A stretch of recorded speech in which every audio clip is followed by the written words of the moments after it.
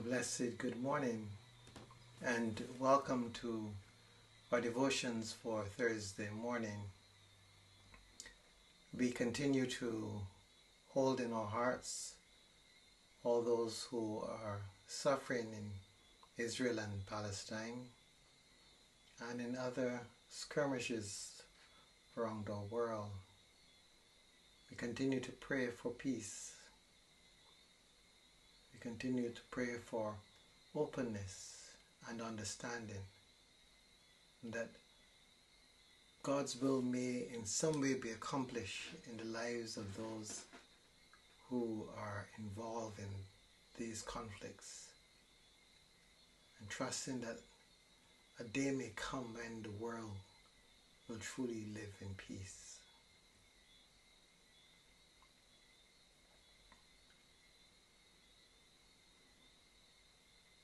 So turning within, we do so releasing all our concerns. We do so letting go.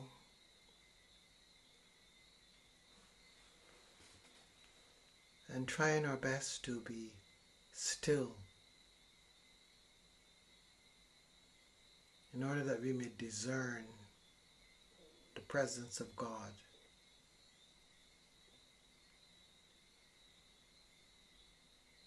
We open our hearts in thankfulness for all that God is doing in us and through us. In this early morn, we simply want to rest in God's presence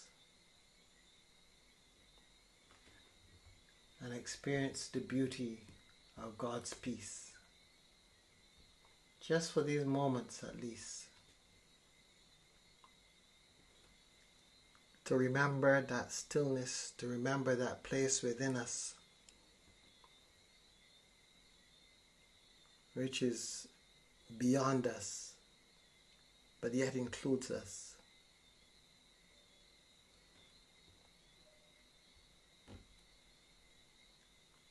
So in quietness and peace, we turn to our devotion as we read our scripture for the day.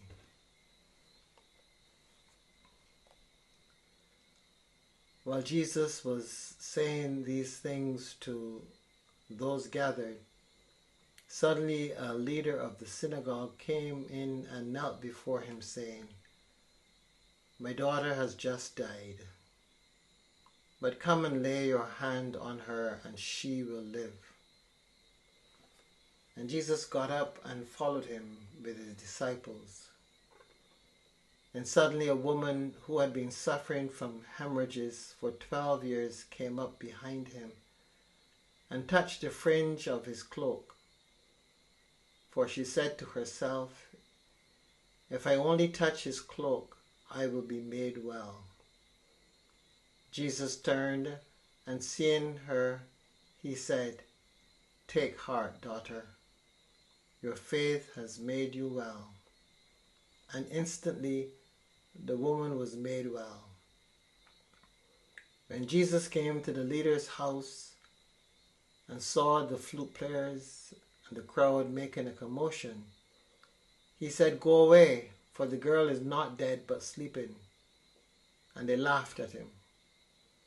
But when the crowd had been put outside, he went in and took her by the hand, and the girl got up. And the report of this spread throughout that district.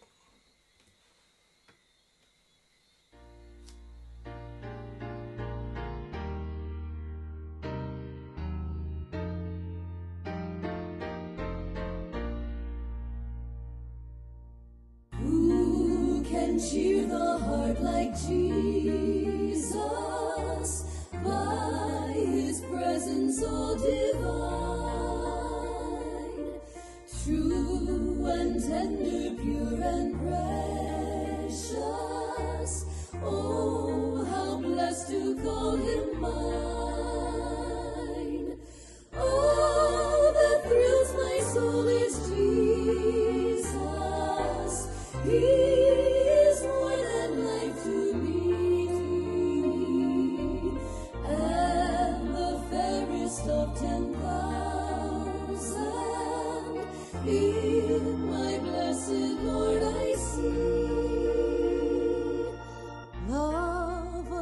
ask so freely give.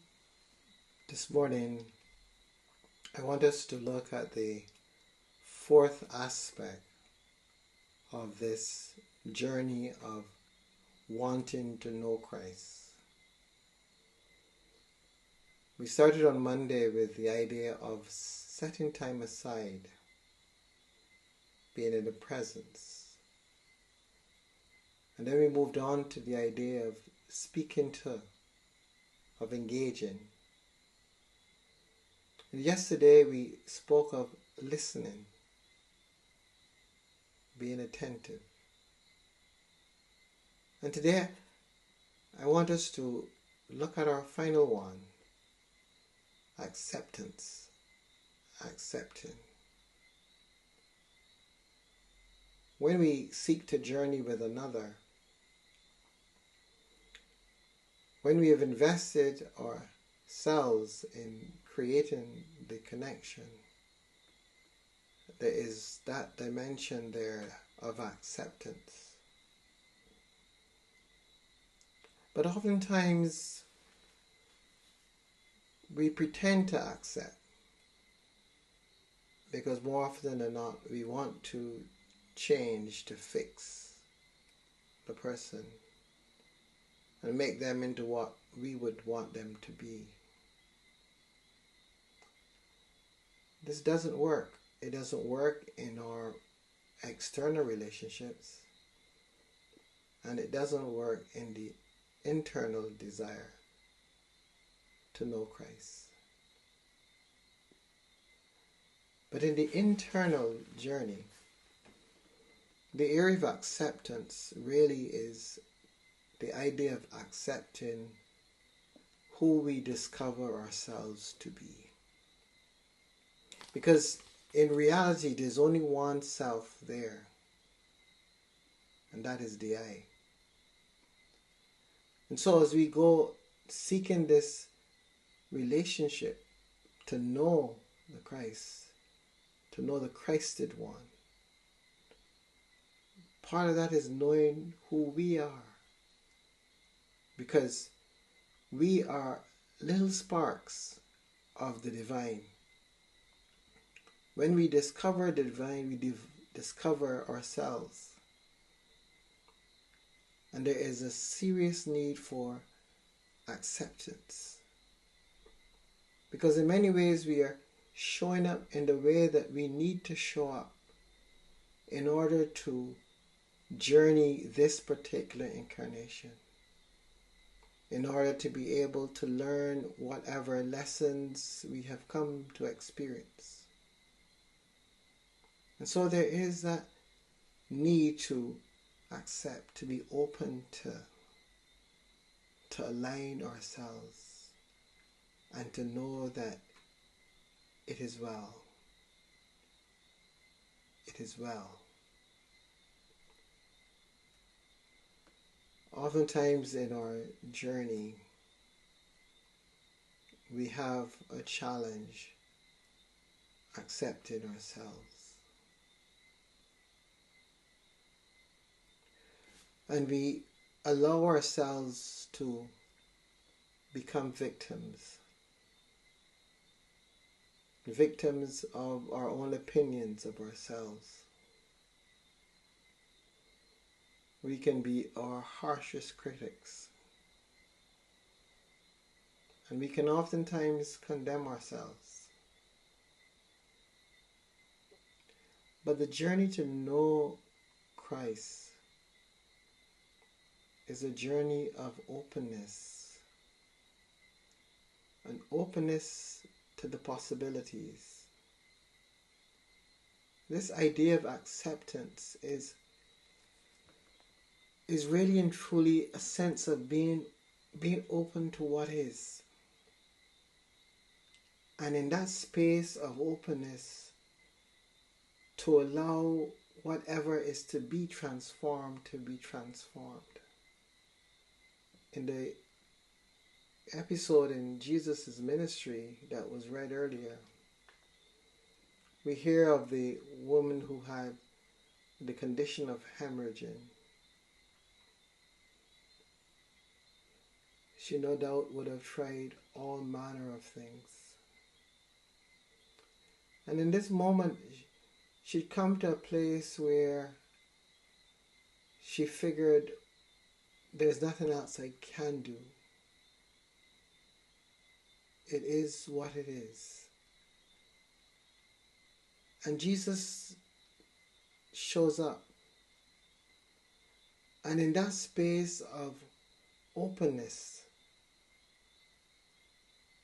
she didn't reason out anything.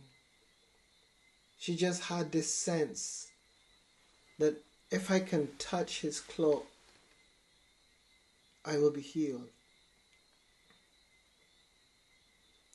The other versions of it indicate how she had tried so many different avenues.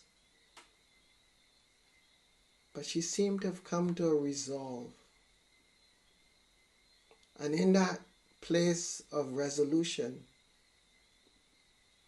there was an openness to a possibility that didn't seem to line up with what she had done before. An openness. The ruler of the synagogue coming to Jesus and telling him that his daughter was dead, but saying too that, well, if you lay your hands on her, she will live. He accepts that she's dead, but at the same time, that acceptance opens up another door, a possibility, a faith, a trust.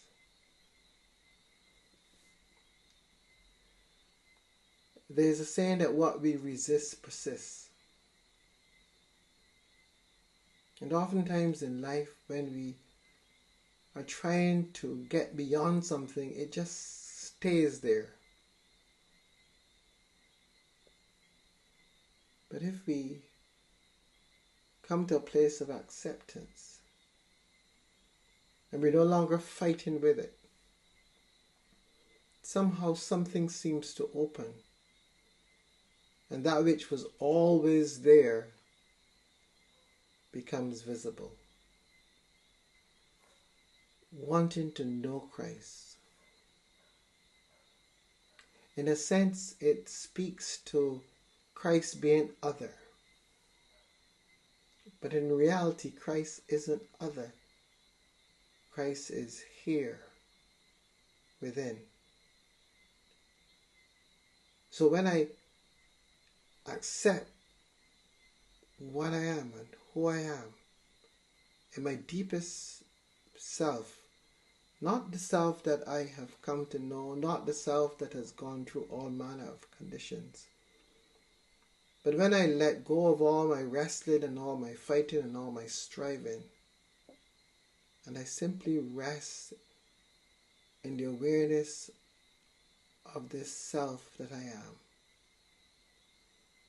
there is a pathway that begins to open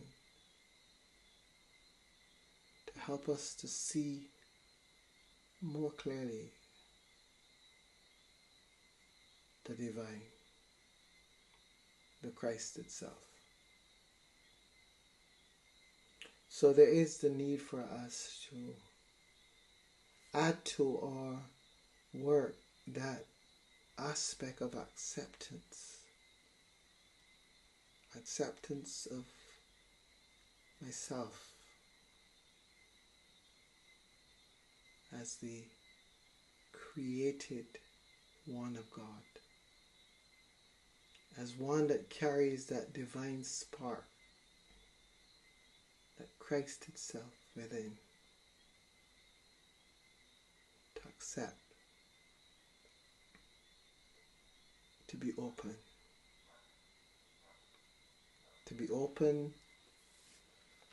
to the transformation that comes with acceptance.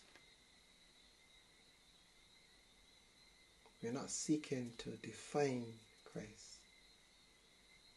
We're not seeking to make Christ what we want Christ to be.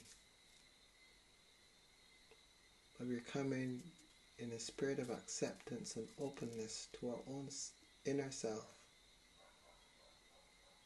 and allowing the Christ to manifest in our lives in the way that Christ intends to manifest in our lives. This is the work that needs to be done. And this is the power that is in us to do this work. If we would only but learn to accept and allow. Grace of God beyond degree, mercy higher than the heaven, deeper than the deepest sea. Oh, that thrills my soul is Jesus. He is more than life to me, and the fairest of 10,000 in my blessed Lord I see. By the crystal flowing river, with the ransomed I will sing, and forever praise